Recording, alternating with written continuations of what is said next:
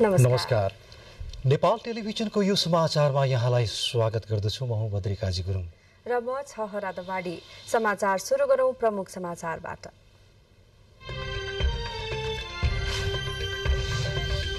विश्व आदिवासी दिवस आज। संघीय लोकतान्त्रिक गणतन्त्रको कार्यान्वयन र सुदृढीकरणका लागि आदिवासी जनजातिको आन्दोलन महत्त्वपूर्ण रहेको प्रधानमन्त्रीको भनाई। नेकपा एमालेको विरोधका कारण प्रतिनिधि सभाको आजको बैठक पनि स्थगित। राष्ट्रिय सभाको बैठक पनि अवरुद्ध। दुवै सदनको अर्को बैठक साउन 26 गते बस्ने। साइबर सुरक्षा नीति मन्त्री परिषद बैठकद्वारा स्वीकृत। साइबर आक्रमणको जोखिम न्यूनीकरण गर्दै साइबर स्पेसलाई कानुनी रूपमा सशक्त र सुदृढ बनाउने नीतिको मुख्य उद्देश्य। ललिता निवास प्रकरणमा 20 जना आरोपीलाई एक साता थुनामै राख्न अदालतको अनुमति। अवैध सुन प्रकरणमा दोषी भेटिएका सबैलाई कारवाही हुने माओवादी प्रवक्ताको भनाई। पाकिस्तानमा संसद विघटन गरिँदै आम निर्वाचनको मिति घोषणा गरिँदै पूर्व प्रधानमन्त्री इमरान खानलाई 5 वर्ष निर्वाचनमा भाग लिन र सार्वजनिक पद धारण गर्न प्रतिबन्ध। र 9 राष्ट्रिय खेलकुद सकिएको 10 महिनापछि राखेपले गर्यो आम्दानी र खर्च सार्वजनिक। प्रतियोगिता आयोजनामा 53 करोड 79 लाख रुपियाँ खर्च भएको जानकारी।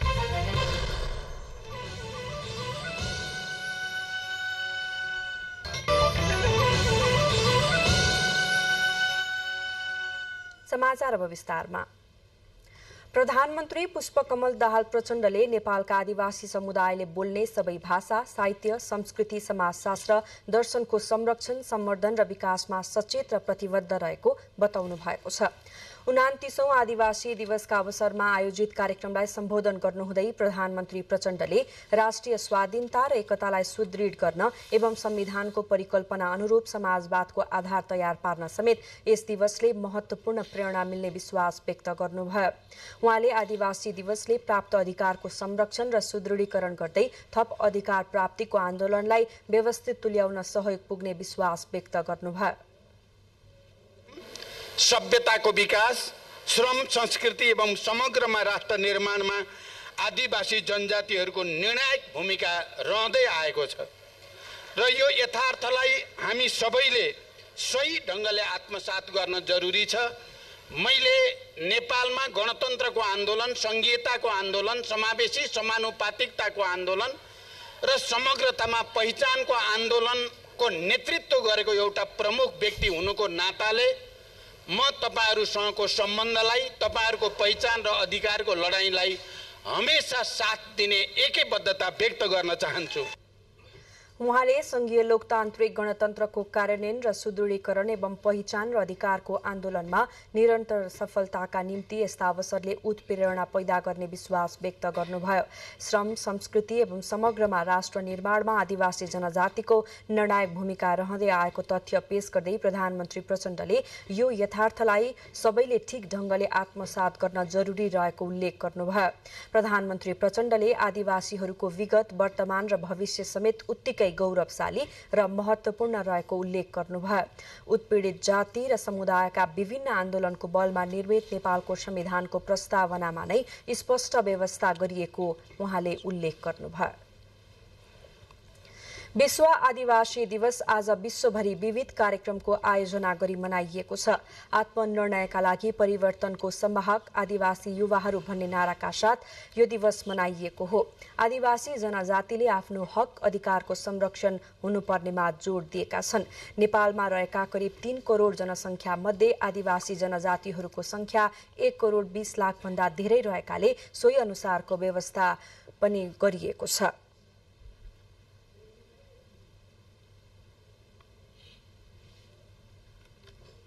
जाति दिवस नेपालमा पनि विभिन्न कार्यक्रमको आयोजना गरी मनाएका छन्। सन् 1994 डिसेम्बर 23 मा संयुक्त राष्ट्र संघको साधारण सभाले अगस्त 9 तारिकलाई अन्तर्राष्ट्रिय आदिवासी दिवसका रूपमा मनाउने घोषणा गरेसँगै यो दिवस मनाउन थालिएको हो। यस दिन विश्वभरका आदिवासी समुदायहरूले आफ्ना पहिचान तथा भाषिक र सांस्कृतिक हक अधिकार स्थापना र संरक्षणका लागि आवाज उठाउँदै आएका छन्। 29औं विश्व आदिवासी दिवसका अवसरमा नेपालमा पनि विविध कार्यक्रमको आयोजना गरियो। नेपाल आदिवासी जनजाति महासंघ लगायत विभिन्न आदिवासी संघ संस्थाले दिवसका अवसरमा आफ्ना पहिचान झल्किने विविध कार्यक्रम गरी मनाउँदै आएका छन्। नेपाल आदिवासी जनजाति महासंघको आयोजनामा काठमाडौँमा बृहत झाँकी सहितको र्याली प्रदर्शन गरियो। भ्रिकुटी मण्डपबाट सुरु भएको र्यालीमा नेपालका विविध भाषाभाषी र समुदायहरू आफ्ना वेशभूषा र बाजागाजा सहित कार्यक्रम स्थल नेपाल प्रज्ञा प्रतिष्ठान कमलादी पुगेका थिए।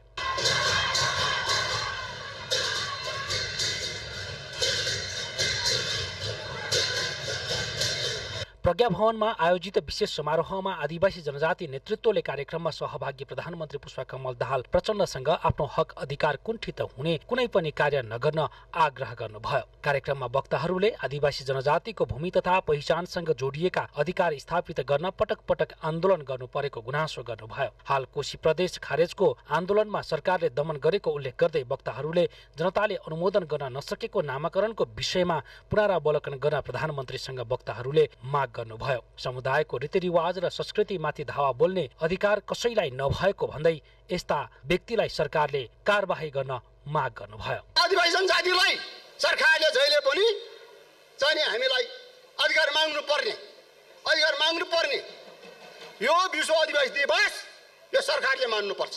जबसम्म यो देशको नेतृत्वमा आदिवासी जनजाति पुग्दैन यो देशको प्रगति हुँदैन जस्तो लाग्छ मलाई। विश्व आदिवासी दिवस नेपालमा सरकारी तौरबाट मनाउन पर्ने र यस दिन सार्वजनिक बिदा दिनुपर्ने माग पनि त्यस बखत गरियो। आदिवासी जनजाति अघि सरकार पछि भएर यो दिवस मनाउने गरिएको छ। तपाईहरुले अहिले जे कुरा राख्नु भएको छ, मैले सरकारमा भएका पार्टीहरुसँग र सरकारमा अबदेखि आदिवासी विश्व दिवस नेपालमा पनि सरकारले मनाउने कुरामा पहल गर्ने विश्वास म तपाईहरुलाई दिलाउन चाहन्छु। कार्यक्रममा राईको साकेला, लिम्बूको चासोक, तङनाम, छन्त्याल जातिको सोरठी, थारूको सखिया, झुम्रा, मगरको पैसरू, तामाङ समुदायको सेलो र ह्योल्महरूले ह्योल्मो नाच सहित विभिन्न आफ्नो पहिचान झल्कने सांस्कृतिक नाच प्रस्तुत गरिएको थियो।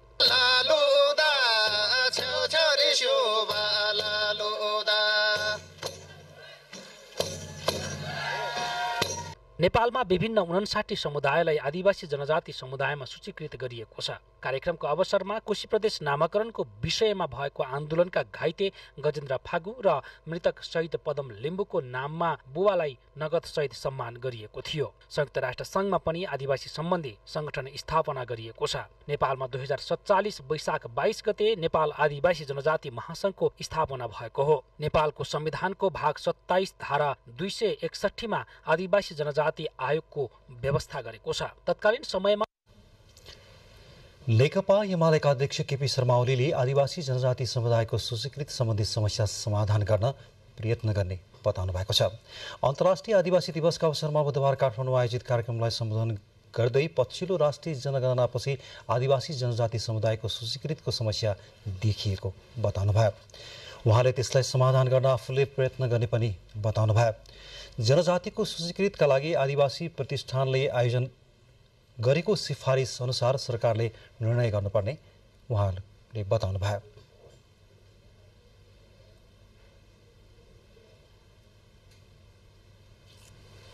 नेपालीहरूका नेपालका साझा समस्या, ती समस्याहरू समाधान गर्नुपर्छ। तर हरेक नेपालीले थर त लेख्नु पर्यो, हरेक नेपालीले थर लेख्नु पर्यो, आफ्नो पहिचान झल्किने कुरा लेख्नु पर्यो।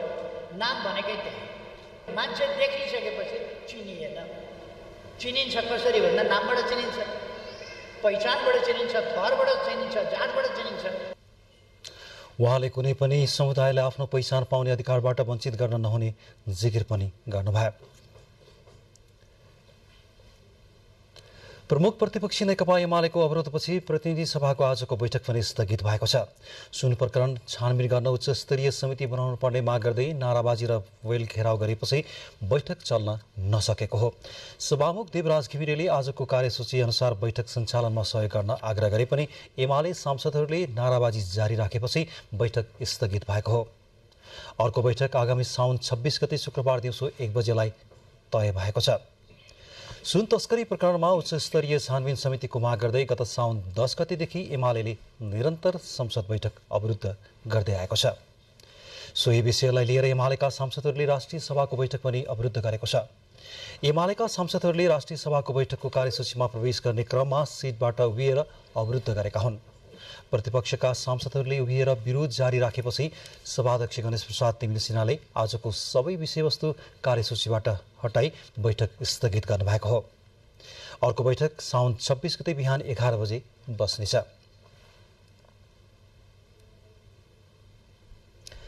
समाचारको क्रम जारी नै रहनेछ। बाँकी समाचार अघि छोटो विज्ञापन।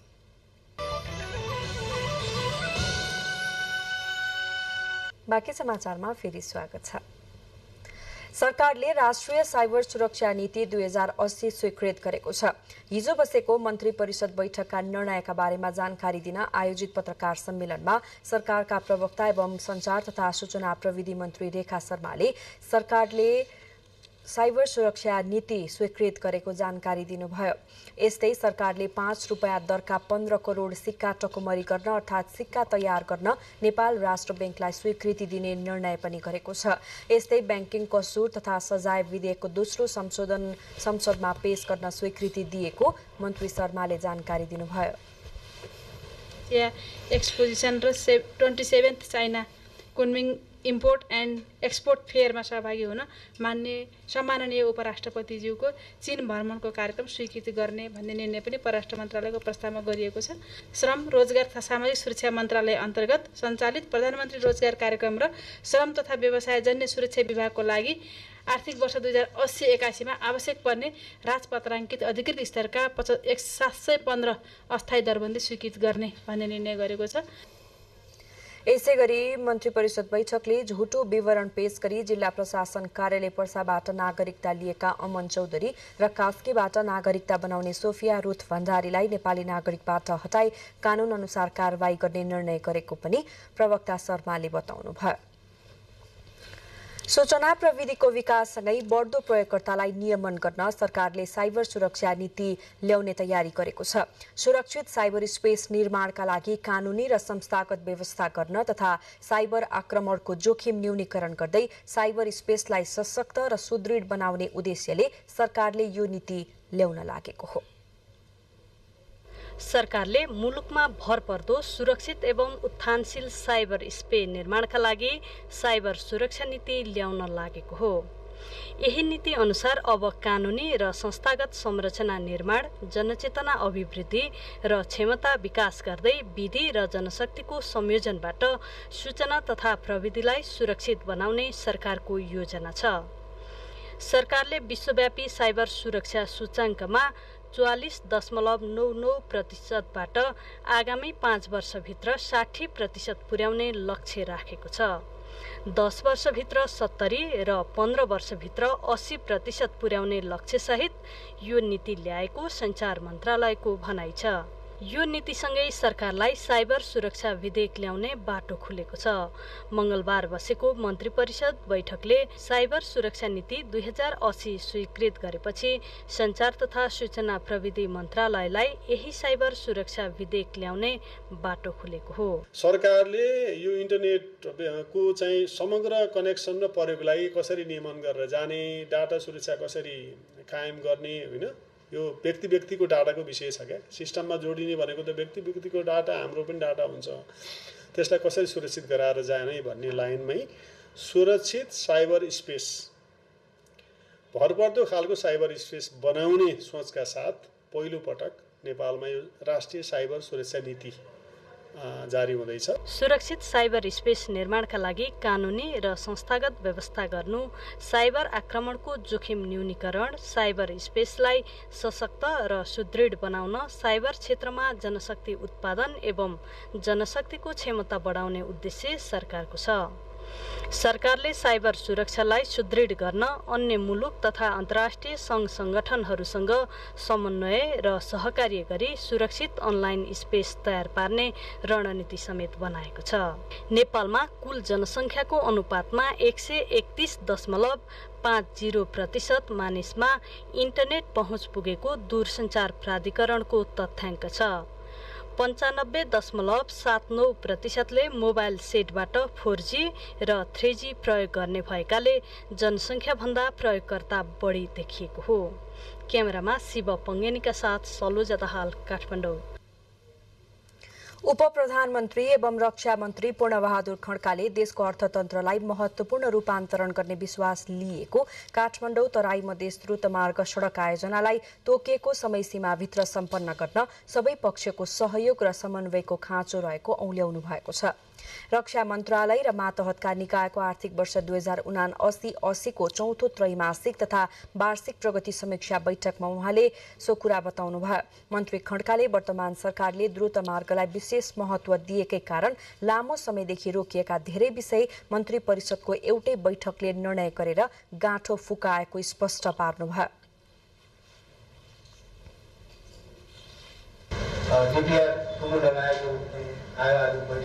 आउने क्याबिनेटबाट निर्णय हुन्छ र मैले अहिले समीक्षाकै सन्दर्भमा चाहिँ प्रधान सेनापतिजीलाई भन्न चाहन्छु, अब तपाईँहरू त्यो चाहिँ डिपिआर अनुसारको सुरुङ मार्गको वैकल्पिक सुरुङ मार्गको ठेक्का पट्टाको बन्दोबस्त तयारी गर्नुहोस्।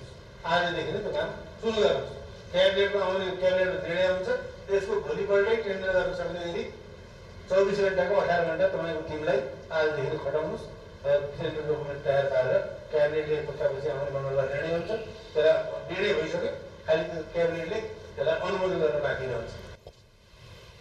आगामी 2083 चैत मसान्तसम्ममा निर्माण सम्पन्न गर्ने लक्ष्य लिएको द्रुत मार्ग आयोजना सुरु भए ताको हालसम्मको भौतिक प्रगति 25.54 र वित्तीय प्रगति 28.11 रहेको मन्त्रालयले जनाएको छ।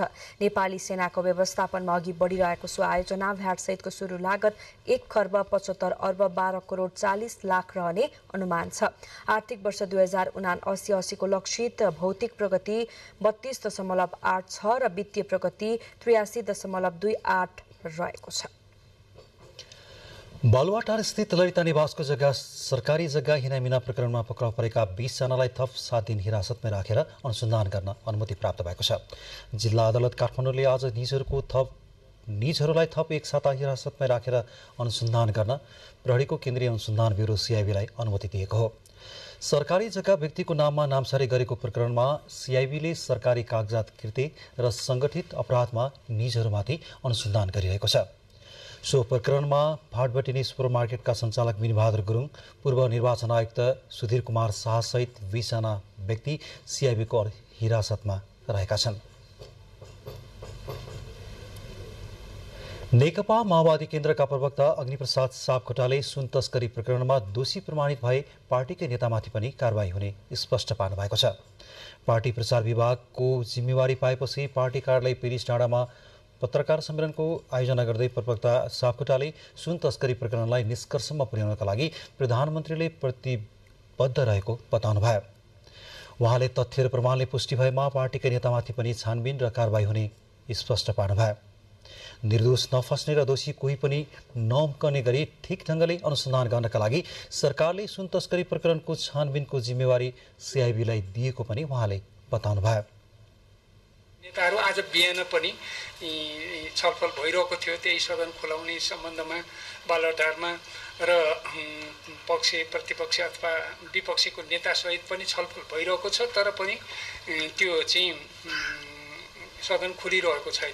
त्यसकारण अलिकति हामीले नि वातावरण बनाऊ, पुरा सबै ठिक छ, हाम्रा कलमले पनि अलिकति वातावरण बनाउन चाहिँ अलि तीखो गरी लेख्न थालौँ, यो खुल्नै पर्छ नि। केही दिन अघि सम्पन्न आफ्नो पार्टीको केन्द्रीय समिति बैठकमा सबै सदस्यहरूले सुन तस्करी प्रकरणमा सरकारलाई सघाउने दृढता जनाएको पनि उहाँले बताउनुभयो। समाचारमा फेरि पालो भएको छ छोटो। बाँकी समाचारमा फेरि स्वागत छ। आज राष्ट्रिय भू संरक्षण दिवस नेपालमा पनि विभिन्न कार्यक्रम गरी मनाइएको छ, तर सम्भावित विपदको पूर्वानुमान गर्न नसक्नु र विपद न्यूनीकरण तथा प्रतिकार्यमा ठोस प्रयास हुन नसक्दा यस वर्ष मनसुन सुरु भए यता मात्रै 58 जना भन्दा बढीले ज्यान गुमाइसकेका छन्। 3 दिनदेखि लगातार परेको वर्षाले महाकाली नदीको बाढीले सतर्कताको तह पार गरेको छ। बाढीको बहाव 1,31,000 क्युसेक मापन भएपछि शारदा ब्यारेज पुलमा चारपाङ्ग्रे सवारी साधनलाई आवत जावत गर्न समेत रोक लगाइएको थियो। जल तथा मौसम विज्ञान विभागको बाढी पूर्वानुमान महाशाखाले सूचना जारी गर्दै डडेलधुरा र कञ्चनपुरका नदी तटीय क्षेत्र र डुबान भइरहने होचा भूभागमा रहेकाहरूलाई दिउँसो 3 बजेसम्म सतर्कता अपनाउन आग्रह गरिएको थियो। यसपछि फेरि पनि पानी परिरहेकोले पुनः सतर्कता अपनाउन आग्रह गरिएको छ। यसैगरी सर्लाहीमा भारी वर्षाका कारण खोलामा आएको बाढीले बगाउँदा 2 जनाको ज्यान गएको छ। ज्यान गुमाउनेमा हरिपूर्वा नगरपालिका 7 का 60 वर्षीय भोला चौधरी र रौतहटको गढीमाई नगरपालिका 2 समनपुरका 65 वर्षीय शहीद राइन भाटको मृत्यु भएको हो। मकवानपुरको बागमती गाउँपालिका 5 सिक्रे दोभानमा पहिरोमा परि बेपत्ता भएका मध्ये बुधबार बिहान थप 2 जना मृत फेला परेका छन्। मृत हुनेमा 60 वर्षीय अक्कल बहादुर स्याङतान र उनकी छोरी 22 वर्षीय शिला पहरीको शव फेला परेको हो। प्रहरी र स्थानीयको सहयोगमा बेपत्ताको खोजी भइरहेको राष्ट्रिय विपद जोखिम न्यूनीकरण तथा व्यवस्थापन प्राधिकरणले जनाएको छ। महोत्तरीको सोनम गाउँपालिकामा खोलाले बगाउँदा 1 जना बेपत्ता भएका छन्। नेपाल प्रहरी, सशस्त्र प्रहरी र स्थानीयवासीले बेपत्ताको खोजी गरिरहेको छ। पछिल्लो 3 दिनमा लगातारको वर्षाले 16 जिल्लामा बढी असर परेको प्राधिकरणले जनाएको छ। यस वर्षको मनसुन सुरु भएदेखि मात्र विपदबाट 58 जना भन्दा बढीले ज्यान गुमाइसकेका छन्। चट्याङबाट 20 जना, पहिरोबाट 30 जना, बाढीबाट 7 जनाले ज्यान गुमाएको प्राधिकरणले जनाएको हो। यससँगै 95 जना घाइते छन् भने 32 जना भने अझै बेपत्ता रहेका छन्। हामीले त निरन्तर वर्षाको कारणले हुने क्षतिको अनुमान गरेका थियौँ, तर यो भारी वर्षा झप्प आउने अनि फेरि केही दिन सुक्खा हुने यो प्रवृत्ति, अनि एक ठाउँमा भारी वर्षा बाढी पहिरो भइराख्ने, अर्को ठाउँमा चाहिँ बिउ सुकिरहेको छ हैन, खडिर परिरहेको छ। यो प्रवृत्ति देखिएको छ, अहिले देखिएको प्रवृत्ति चाहिँ, र यसले चाहिँ झन् बढी क्षति पुर्याइरहेको छ। आज राष्ट्रिय भू संरक्षण दिवस पनि हो। बाढी, पहिरो, भूक्षय जस्ता प्राकृतिक प्रकोप कम गर्दै पारिस्थितिक सन्तुलन कायम राख्न सहयोग पुर्याउन एवं भूक्षय कम गरी जमिनको उर्वरा शक्ति कायम राख्न तथा पूर्वाधार संरक्षण गर्ने उद्देश्यले यो दिवस मनाइरहे पनि वर्षे नै विपदबाट भने धेरैले ज्यान गुमाउने गरेका छन्। क्यामेरामा अनुप घिमिरेको साथमा दुर्गा खड्का, नेपाल टेलिभिजन। कपिलवस्तुको बेल र गुडरुङ नदीको कटानका कारण यस वर्ष दरकसभा गाउँका 75 घर परिवार उच्च जोखिममा छन्। अर्घाखाँचीको दक्षिण भेगमा ठूलो वर्षा हुँदा कपिलवस्तुका दुवै नदीको बहाव बढ्ने भएकाले वर्षौंदेखि कटानको समस्या कायमै छ। वर्षौंदेखि बेल र गुडरुङ नदीको कटानका कारण नदी नियन्त्रणको सरकारी तवरबाट खासै प्रयास नहुँदा सो गाउँका घर परिवार उच्च जोखिममा परेका हुन्। दुवै नदीले पूर्व र पश्चिमबाट वर्षौंदेखि गाउँ बस्ती नजिकै कटान गरे पनि नदी नियन्त्रणको प्रयास भने भएको छैन, जसले गर्दा स्थानीय त्रासमा बस्न बाध्य छन्। नदी नियन्त्रणका लागि तिनै तहका सरकारलाई जानकारी गराए पनि चासो नदिएको स्थानीयको गुनासो छ। बेल र गुडरुङ नदीले हरिहरपुरको दरकसभा मात्र नभई राजमार्ग दक्षिणका धनकौली, कजरवा, पर्सोहिया, बसन्तपुर, सिंहखोड लगायतका गाउँमा समेत वर्षेनी कटान गर्दै आएको छ। सुदूरपश्चिमका पहाडी जिल्ला जोड्ने भीमदत्त राजमार्ग पूर्ण सञ्चालनमा आउन 1 हप्ता लाग्ने भएको छ। सुदूरपश्चिम प्रदेशको तराई र पहाडका 7 पहाडी जिल्ला जोड्ने मुख्य राजमार्ग अन्तर्गत कैलालीको गोदावरीदेखि खानी डाँडासम्म विभिन्न स्थानमा पहिरो गएको छ। बुढी तोला क्षेत्रमा पहिरोले सडक नै भासिएपछि आजबाट तराई र पहाडको यातायात सेवा अवरुद्ध भयो। हिजो रातिको वर्षापछि कैलालीको गोदावरी नगरपालिकामा पर्ने बुढी खोला स्थित बाख्रा फार्मभन्दा करिब 300 मिटर दक्षिण अतरियातर्फ भावर भन्ने स्थानमा पहिरो खसेको छ भने राजमार्ग चर्किएर सडक भासिएको छ। राजमार्ग अवरुद्ध भएपछि पहाडबाट तराई झर्ने र तराईबाट पहाड जाने सबै सवारी साधन बाटोमै ठप्प छन्। अविरल वर्षाका कारण सडकमाथिबाट पहिरो आई हिजो राति 12 बजेदेखि सडक पूर्ण रूपमा अवरुद्ध बनेको छ। सुदूरपश्चिमका पहाडी जिल्ला बैतडी, दार्चुला, डडेलधुरा, बजाङ, डोटी, अछाम र बाजुरा जाने सवारी साधन र तराईका जिल्ला तथा काठमाडौँका लागि छुटेका सवारी साधन बीच बाटोमै रोकिएका हुन्। जिल्ला कारागार सङ्खुवा सभामा 2 जना कैदीको आज बिहान मृत्यु भएपछि प्रहरीले अनुसन्धानका लागि कैद सजाय भुक्तान गरिरहेका 9 जना कैदीबन्दीलाई नियन्त्रणमा लिएर अनुसन्धान सुरु गरेको छ। जिल्ला कारागार सङ्खुवा सभाको कारागारभित्र कैदी बन्दीहरूबीच कुटपिट हुँदा 2 जनाको मृत्यु भएको थियो। जिल्ला प्रहरी कार्यालयका डीएसपी वीरेन्द्र गुदारका अनुसार बुधबार दिउँसो 136 कैदी बीच फेरि झडप भएको थियो। यसैबीच कारागारमा मृत्यु भएका कैदीबन्दीहरूको परिवारले घटनाको निष्पक्ष छानबिनको लागि आग्रह गरेका छन्। घटनाको छानबिन गर्न संघ सभाका सहायक प्रमुख जिल्लाधिकारी मोहनमणि घिमिरेको संयोजकत्वमा 3 सदस्यीय समिति गठन गरिएको प्रमुख जिल्लाधिकारी शिवकुमार कार्कीले जानकारी दिनुभयो। स्वास्थ्य तथा जनसङ्ख्या मन्त्री मोहनबहादुर बस्नेतले नागरिकहरूमा सहज स्वास्थ्यको सुविधा पुर्याउन तिनै तहका सरकारको समन्वय आवश्यक रहेको बताउनु भएको छ। काभ्रेको धुलीखेलमा आयोजित नेपाल जनसाङ्ख्यिक स्वास्थ्य सर्वेक्षण 2022 को प्रतिवेदन सार्वजनिक कार्यक्रमलाई सम्बोधन गर्दै मन्त्री बस्नेतले सो कुरा बताउनु भएको हो। आफूले स्वास्थ्य मन्त्रीको जिम्मेवारी सम्हालेपछि देशभरिका 16वटै संघीय अस्पतालहरूका 3523 शैय्या विपन्नका लागि निशुल्क गरेको बताउनु भयो। उहाँले सम्पूर्ण निजी अस्पतालहरूले 10% शैय्या विपन्नका लागि निशुल्क गर्ने कानुनी प्रावधानलाई कडाइका साथ लागू गरिएकोले बिरामीको उपचारमा धेरै हदसम्म सहज भएको उल्लेख गर्नुभयो। स्वीकृति दिँदा 10% बेड हिसाबले फ्री गर्नुपर्छ भन्ने थियो छ। तर मैले अहिले यसलाई कडाइका साथ लागू गराएको छु र यो कसरी गरिब भन्ने प्रमाण भन्दाखेरि मैले स्थानीय सरकारलाई जिम्मेवारी बागमती प्रदेश सरकारका स्वास्थ्य मन्त्री उत्तम जोशीले सबै पालिका र सरकारवाला निकायहरूले स्वास्थ्यका महत्त्वपूर्ण सूचकहरूलाई अक्षरशः पालना गर्नुपर्ने बताउनुभयो। देशैभर आँखा पाक्ने रोगको संक्रमण फैलिँदै गएको छ। हाल नेपालका विभिन्न जिल्लामा आँखा पाक्ने रोग देखिएकाले देशभरिका आँखा अस्पतालहरूमा बिरामीको चाप बढ्दै गएको छ। स्वास्थ्य तथा जनसङ्ख्या मन्त्रालयले आँखा पाक्ने रोग लागिहाले आत्तिनु नपर्ने जनाएको छ। मन्त्रालयका सहप्रवक्ता डाक्टर समीर कुमार अधिकारीले अहिले मुलुकभरका विभिन्न ठाउँमा आँखा पाक्ने रोग देखिएकाले नाति सुरुमा घरमै बसेर प्राथमिक उपचार गर्न आग्रह गर्नुभयो। उहाँले घरमा आँखाको स्याहार गरी संक्रमण 1 देखि 2 हप्ताभित्रमा निको हुने पनि बताउनुभयो। यो रोग संक्रामक भएकाले सजिलै एक व्यक्तिबाट अर्को व्यक्तिमा सर्ने हुँदा संक्रमित व्यक्तिसँग नजिकको सम्पर्कमा नजाने, विद्यालय, बजार र संक्रमित व्यक्ति भिडभाड हुने ठाउँ र सार्वजनिक स्थलहरूमा नजाने तथा संक्रमित व्यक्तिले प्रयोग गरेका सामानहरू प्रयोग गर्न नहुने उहाँले बताउनुभयो। जथाभावी आँखा नछुन र छुनु परेमा साबुन पानीले राम्ररी हात धुने, आँखालाई चिसोले सेक्ने र सेक्दा आँखा बन्द गरेर मात्रै सेक्ने, प्रशस्त मात्रामा पानी तथा पोसिलो खाना खाने, बाहिर घाममा निस्कदा कालो चस्माको प्रयोग गर्ने र मन्त्रालयले आग्रह गरेको छ। समाचारको क्रम जारी नै रहनेछ। त्यसअघि प्रमुख समाचार फेरि एकपटक।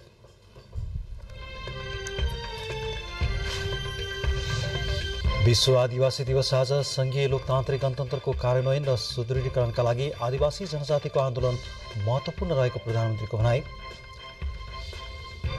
नेकपा एमालेको विरोधका कारण प्रतिनिधि सभाको आजको बैठक पनि स्थगित। राष्ट्रिय सभाको बैठक पनि अवरुद्ध। दुवै सदनको अर्को बैठक साउन 26 गते बस्ने। साइबर सुरक्षा नीति मन्त्री परिषद बैठकबाट स्वीकृत। साइबर आक्रमणको जोखिम न्यूनीकरण गर्दै साइबर स्पेसलाई कानुनी रूपमा सशक्त र सुदृढ बनाउने नीतिको मुख्य उद्देश्य। ललिता निवास प्रकरणमा 20 जना आरोपीलाई एकसाथ थुनामै राख्न अदालतको अनुमति। अवैध सुन प्रकरणमा दोषी भेटिएका सबैलाई कारबाही हुने माओवादी प्रवक्ताको भनाई। पाकिस्तानमा संसद विघटन गरिँदै आम निर्वाचनको मिति घोषणा हुँदै पूर्व प्रधानमन्त्री इमरान खानलाई 5 वर्षसम्म निर्वाचनमा भाग लिन र सार्वजनिक पद धारण गर्न प्रतिबन्ध। र 9 राष्ट्रिय खेलकुद सकिएको 10 महिनापछि राखेपाले गर्यो आम्दानी र खर्च सार्वजनिक प्रतियोगिता आयोजनामा 53 करोड 79 लाख रुपैयाँ खर्च भएको जानकारी। नेपालको परीक्षा प्रणालीमा सुधार गर्नुपर्ने धारणा शिक्षा क्षेत्रका विज्ञहरूले व्यक्त गरेका छन्। हालको प्रणाली घुकन्ते भएको र यसले विद्यार्थीको सही मूल्याङ्कन गर्न नसकेकाले परिमार्जन गर्नुपर्ने सुझाव उहाँहरूको छ।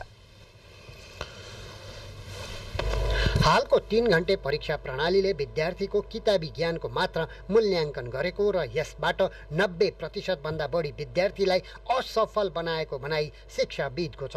परीक्षा प्रणाली विद्यार्थीलाई उत्तीर्ण गराउने भन्दा अनुत्तीर्ण गराउने प्रकारको भएको 70% भन्दा बढी पुस्तक घोकन्ते पद्धतिको विकास गर्ने खालको भएको र यसले विद्यार्थीमा रहेको सिप र क्षमताको मूल्याङ्कन गर्न नसकेको उहाँहरू बताउनुहुन्छ। केन्द्रीय तहमा लिइने परीक्षाले नै सबै समस्याको समाधान गर्ने विश्वास नीति निर्मातामा रहेकाले शिक्षकलाई विश्वास गर्ने वातावरण बनाउनु पर्ने धारणा उहाँहरूको छ। हो विद्यार्थीले लेख्दैन, पढ्दैन, किन नपढ्या होला, किन इन्गेज नभएको होला, फन्डामेन्टल क्वेसन त्यहाँ छ।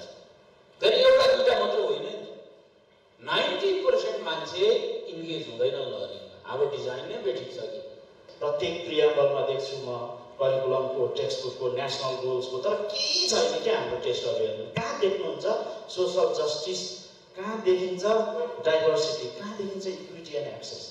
राष्ट्रिय परीक्षा बोर्डले भने नेपालको प्रश्नपत्र निर्माण, उत्तर पुस्तिका परीक्षण तथा उत्तरलाई दिइने नम्बरमा समेत एक रूपता कायम गर्नका लागि विद्यालय तहमा स्तरीकृत परीक्षा प्रणाली लागू गरिएको जनाएको छ। एउटा एप्लिकेसन र हायर एप्लिकेका क्वेशन्सहरुबाट बच्चाहरुको ओभरअल मूल्याङ्कन गर्ने र हाम्रो करिकुलम बेस्ड चाहिँ एक्जामिनेसनको कुरा, विशेष गरी हामीले चाहिँ टेक्स्टबुक होइन करिकुलम बेस्ड एक्जामिनेसनको कुरा अगाडि बढाउनु। जीवनोपयोगी शिक्षा अनुसार विद्यार्थीको बौद्धिक ज्ञानका साथै सिप, संज्ञानात्मक सोच, सृजनशील र नवीनताको परीक्षण गर्ने परीक्षा प्रणालीको विकास गर्नुपर्ने सुझाव विज्ञको छ। विनय देसारका साथ रविचन्द्र पराजुली, नेपाल टेलिभिजन। स्याङ्जाको कालीगण्डकी क्षेत्रमा बसोबास गर्दै आएका 82 घर परिवारले जग्गाधनी प्रमाणपत्र पाउन नसक्दा विभिन्न समस्या भएको छ। 82 मध्ये 38 घर परिवार माझी समुदायका रहेका छन्। लाल पूर्जा नहुँदा उनीहरूले भगवती माध्यमिक विद्यालयको गुठी जग्गा अन्तर्गत कित्ता काट गरेर विद्युतको सेवा उपभोग गर्दै आएका छन्। बेला बेलामा बन्ने सरकारले अव्यवस्थित र सुकुम्बासीलाई लाल पूर्जा प्रदान गर्ने आयोग बनाए पनि त्यहाँका जनता लाभान्वित हुन सकेका छैनन्। राष्ट्रिय भूमि आयोगले सक्रियता देखाएमा कालीगण्डकी भित्रका व्यवस्थित बसोबास गर्दै आएका 82 घर परिवारलाई लाल पूर्जा दिन सकिने गाउँपालिकाका अध्यक्ष खिम थापाले बताउनुभयो। वीरगञ्जको नारायणी अस्पतालमा उपचार गराउन जाने बिरामीको संख्या 34% बढेको छ। बिरामीको चाप बढ्दै गएपछि अस्पतालमा आइसियु, पिआइसियु, मेडिकल वार्डमा शैय्या थपिएको अस्पतालले जनाएको छ। मध्य प्रदेशमा सबैभन्दा बढी बिरामीको चाप हुने वीरगञ्जको नारायणी अस्पतालमा उपचार गराउन आउने बिरामीको संख्या 34%ले वृद्धि भएको छ। अस्पतालमा उपचार सुविधा र शैय्या थपिएपछि अघिल्लो वर्षको तुलनामा गत अबमा 60,293 जना बढी बिरामी उपचार गराएका छन्। आर्थिक वर्ष 2078-79 मा 1,76,856 जना बिरामीले उपचार सेवा लिएको तुलनामा गत अबमा उक्त संख्या 2,37,149 पुगेको छ।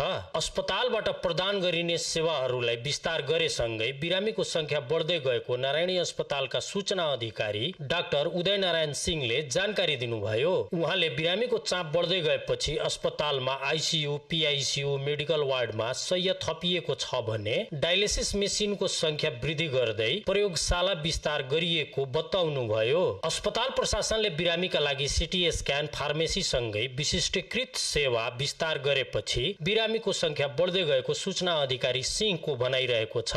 समग्रमा हामीले विगत 2 वर्षमा जुन सेवा स्तर हाम्रो र सर्भिसेसहरू एक्सप्यान्ड गर्यौं, बढायौं, त्यसैको फलस्वरूप चाहिँ यसरी चाहिँ संख्या चाहिँ सेवाग्राहीको संख्या बढेको देखिन्छ। बारा, पर्सा, रौतहट, सर्लाही र सीमावर्ती भारतीय शहरबाट आएका दैनिक 1000 भन्दा बढी बिरामीलाई नारायणी अस्पतालले उपचार सेवा प्रदान गर्दै आएको छ।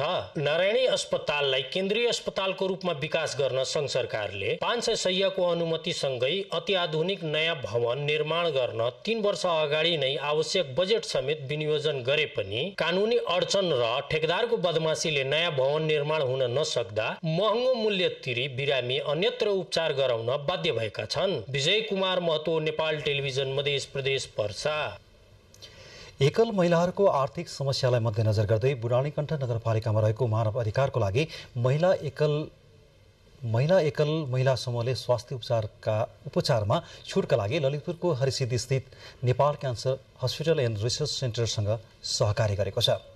क्यान्सर रोग लागेका एक महिला र निजका 18 वर्ष मुनिका छोराछोरीलाई क्यान्सर उपचारका लागि निश्चित प्रतिशत छुट दिने विषयमा मानव अधिकारको लागि महिला समूहका अध्यक्ष कविता पाण्डे र Nepal cancer hospital and research centre board सदस्य सुरूपा श्रेष्ठबीच सम्झौता भएको छ। उक्त कार्यक्रममा क्यान्सर रोग लागेर केही एकल महिला वा उनीहरूका परिवारलाई उपचार गर्न कठिन नहोस् भन्ने उद्देश्यले समूहले सिफारिस गरेको एकल महिला र उनका परिवारलाई छुट दिने दरमा उपचार गर्ने बताइएको छ।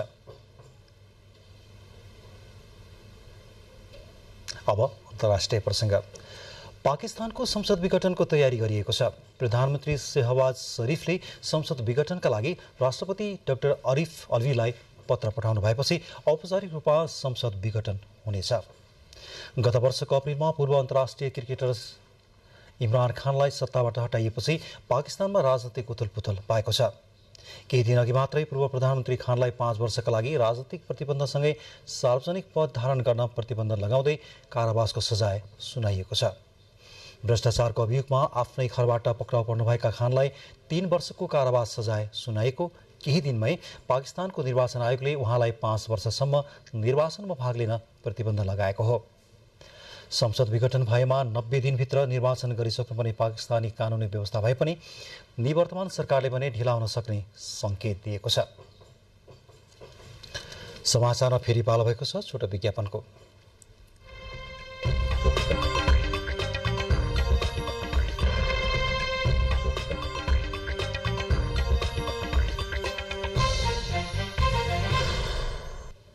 अब आर्थिक समाचार।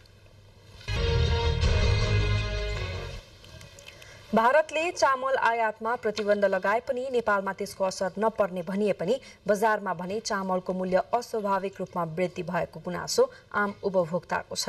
मूल्य वृद्धि नियन्त्रणका लागि सरकारले अनुगमनलाई तीव्रता दिइरहेको दावी गरे पनि बजारमा भने चामल लगायत अन्य खाद्य वस्तुको मूल्य आकाशिएको छ।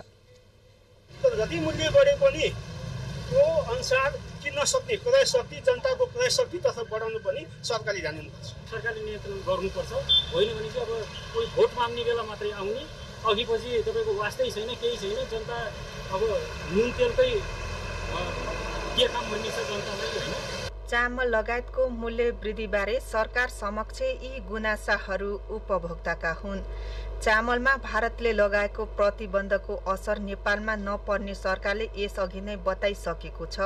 तर फितलो अनुगमन कृत्रिम मूल्य वृद्धि रोक्न सम्बन्धित सरकारी संयन्त्रको उदासीनका कारण अहिले बजारमा चामल लगायतको खाद्य वस्तुको मूल्य आकाशिएको गुनासो उपभोक्ताको छ। यता खुद्रा व्यापारीले भने अहिले हरेक चामलको बोरा प्याकिङ गर्ने उद्योगहरूले नै प्रति बोरा 250 देखि 520 रुपैयाँ बढीले एमआरपी लगाएर पठाएका कारण चामल महँगोमा बेच्नु परेको बताएका छन्। एमआरपी बकाइदा छ, त्योभन्दा माथि जानु भनेको इलिगल हो। हामीले बुझ्ने त्यो हो, रेट चाहिँ बजारमा बढेको छ। यता अनुगमन गर्ने सरकारी निकाय वाणिज्य आपूर्ति तथा उपभोक्ता संरक्षण विभागले भने मूल्य वृद्धि नियन्त्रणका लागि काठमाडौँ लगायतका विभिन्न ठूला शहरहरूमा दैनिक 2 देखि 3 टोली अनुगमनमा खटाइएको दावी गर्दछ। अनुगमनका क्रममा 1-2 स्थान बाहेक अन्यमा मूल्य वृद्धिको समस्या नभेटेको विभागको भनाइ छ। हाम्रो मात्रै 2 देखि 3 टोली परिचालन गरिरहेछौँ भने जिल्ला प्रशासनमा प्रतिनिधि पठाएर एउटा टोली, अब के अरे हाम्रो आयल निगमसँग एउटा टोली गरेर 4-5 वटासम्म टोली चाहिँ बनाउने प्रयास गरिरहेका छौँ। यसै गरी उपभोक्ता अधिकार कर्मीले भने चामल लगायतका अन्य खाद्यान्नको अस्वाभाविक मूल्य वृद्धि बारे सरकारका सबै निकायलाई पटक पटक ताकेता गर्दा पनि ती सरकारी निकायको उदासीनताका कारण उपभोक्ता महँगीको मारमा परेको बताएका छन्। आपूर्ति सहज गर्नको निम्ति आपूर्ति व्यवस्थालाई चाहिँ चुस्त बनाउनको सरकारले ग्यारेन्टी गर्नु पर्यो। बजारमा अहिले चामल मात्र नभएर दाल, गेडागुडी तथा हरियो तरकारी लगायतमा मूल्य वृद्धि भएको उपभोक्ताको गुनासो छ। सरकारले प्रभावकारी अनुगमन गरेर महँगी नियन्त्रण गर्न पर्ने माग उनीहरूको छ। सुरेन्द्र आचार्यका साथ पवन वर्षा शाह, नेपाल टेलिभिजन, काठमाडौँ। आर्थिक समाचारपछि अब खेलकुद सम्बन्धी समाचार।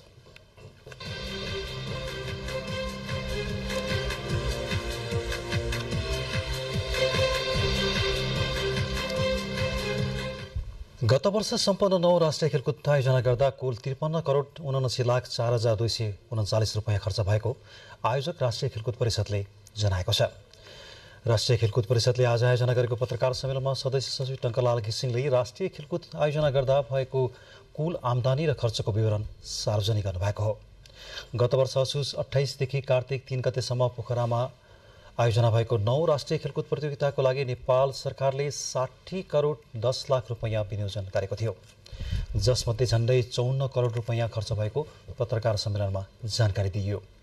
सबैभन्दा बढी 15 करोड रुपैयाँ भन्दा बढी खर्च किड्स ब्याग, निर्णायक जर्सी र खेल पोसाकमा भएको परिषदले विवरणमा उल्लेख गरेको छ। यसैगरी खाना तथा बसोबासमा 13 करोड 17 लाख रुपैयाँ खर्च भएको छ। पत्रकार सम्मेलनमा सदस्य सचिव घिसिङले राष्ट्रिय खेलकुद परिषदले अहिले 19औं एसियाली खेलकुदको तयारीमा जुटेको भन्दै करिब 1 दर्जन खेलमा नेपालले पदक ल्याउने सम्भावना रहेको बताउनुभयो। 60 करोड 10 लाख मध्येमा 60 करोडको सीमाभित्र रही भनेर एउटा अर्थबाट हामीलाई एउटा स्रोत सुनिश्चिततासहितको बजेट प्राप्त भएको 10 लाख हाम्रो सुरुकै हाम्रो वार्षिक बजेट कार्यक्रमभित्र, बजेट किताबभित्र 9 राष्ट्रिय खेलकुद शीर्षकमा सम्बोधन भएको छुटिएको विनियोजन भएको अङ्क हो 10 लाख। र अर्को 51,52,700 चाहिँ हामीले पहिलोचोटि केही प्रयत्नहरू के गरेका थियौँ भने हरेक राष्ट्रिय खेलकुदहरूले यति धेरै ठुलो राष्ट्रिय खेलकुदमा किन प्रायोजक हामीले कोसिस नगर्ने, कुन तहमा सक्छौँ, कति धेरै गर्न सक्छौँ एउटा कुरा होला, तर हाम्रो प्रयत्न सुरु गरौँ भनेर हामीले निजी क्षेत्रसँग हामीले स्रोत परिचालन उपसमिति गठन गरेर नै हामीले केही कामहरू अगाडि बढाएका थियौँ। 9 राष्ट्रिय खेलकुदमा 11 टोलीका 6,127 सहभागीले 397 स्वर्णसहित 1,347 पदकका लागि प्रतिस्पर्धा गरेका थिए। प्रतियोगिताको पदक तालिकामा नेपाली सेनाको त्रिभुवन आर्मी क्लब प्रथम भएको थियो। भारतमा जारी डुरान्ड कपमा नेपालको A division club Tribhuvan army क्लबले दिल्ली एफसीसँग बराबरीमा रोकिएको छ। समयी अन्तर्गत आज गुवाहाटीमा भएको खेलमा आर्मीले अन्तिम समयमा गोल खाँदा खेल 1-1 को बराबरीमा सकिएको हो। खेलको 39औं मिनेटमा दिनेश हेन्जनले गोल गर्दै आर्मीलाई अग्रता दिलाएका थिए, तर अन्तिम समयमा दिल्लीले गोल फर्काउँदा आर्मी 3 अङ्क जोड्नबाट वञ्चित रह्यो। दिल्लीका लागि 88औं मिनेटमा गरी घोषलाले बराबरी गोल गरे। आर्मीले अब दोस्रो खेल आईएसएल क्लब चेन्नईसँग अगस्त 14 र हैदराबादसँग अगस्त 22 मा खेल्नेछ।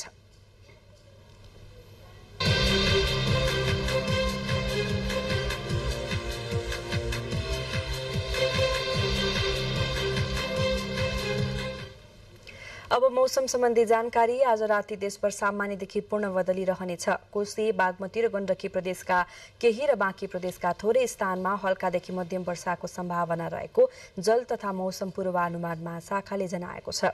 अब मौसम सम्बन्धी थप विवरण।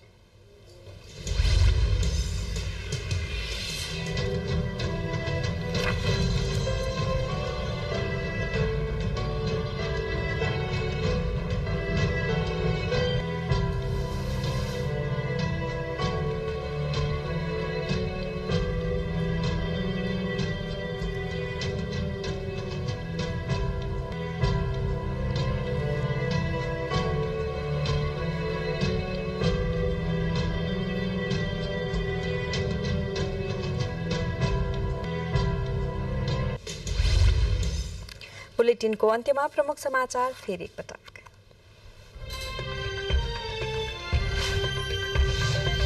विश्व आदिवासी दिवस आज। संघीय लोकतान्त्रिक गणतन्त्रको कार्यान्वयन र सुदृढीकरणका लागि आदिवासी जनजातिको आन्दोलन महत्त्वपूर्ण रहेको प्रधानमन्त्रीको भनाई। नेकपा एमालेको विरोधका कारण प्रतिनिधि सभाको आजको बैठक पनि स्थगित। राष्ट्रिय सभाको बैठक पनि अवरुद्ध। दुवै सदनको अर्को बैठक साउन 26 गते बस्ने। साइबर सुरक्षा नीति मन्त्री परिषद बैठकद्वारा स्वीकृत। साइबर आक्रमणको जोखिम न्यूनीकरण गर्दै साइबर स्पेसलाई कानूनी रूपमा सशक्त र सुदृढ बनाउने नीतिको मुख्य उद्देश्य। ललिता निवास प्रकरणमा 20 जना आरोपीलाई एक साता थुनामै राख्न अदालतको अनुमति। अवैध सुन प्रकरणमा दोषी भेटिएका सबैलाई कारवाही हुने माओवादी प्रवक्ताको भनाई। पाकिस्तानमा संसद विघटन गरिँदै आम निर्वाचनको मिति घोषणा गरिने। पूर्व प्रधानमन्त्री इमरान खानलाई 5 वर्ष निर्वाचनमा भाग लिन र सार्वजनिक पद धारण गर्न प्रतिबन्ध।